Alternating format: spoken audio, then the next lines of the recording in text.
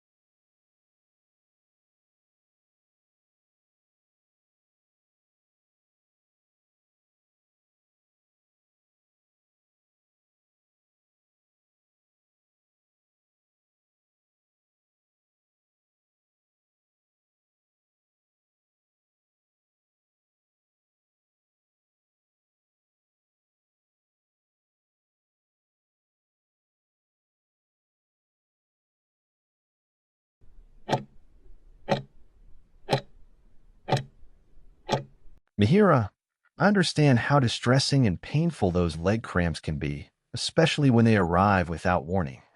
Please know this is a common experience, and there are gentle, effective ways to manage the discomfort and work towards preventing it. In the moment when a cramp strikes, kindness to your body is key. You can try applying a firm, warm towel or an ice pack wrapped in a cloth to the tight muscle, whichever sensation feels more soothing. Very gently, and without forcing it, try to stretch the muscle. For a calf cramp, this often means sitting down, straightening your leg, and slowly pulling your toes back toward your shin. You might also try softly massaging the cramped area with your fingertips in a circular motion, or even walking around slowly on the affected leg to encourage the muscle to release. Looking ahead, we can focus on some nurturing habits to help prevent these episodes. Consider adopting a routine of very gentle stretching, particularly of your calves and hamstrings, before you go to bed each night. A warm bath before sleep can also help your muscles relax deeply. Staying well hydrated throughout the day is incredibly important, as is being mindful not to overexert your muscles, especially if you're trying a new activity. Gradual progression is your friend. Think of these steps not as a strict list, but as a compassionate way to listen to and care for your body. It may take a little time to find the perfect combination that works for you, but you're actively creating a more comfortable and peaceful state of being.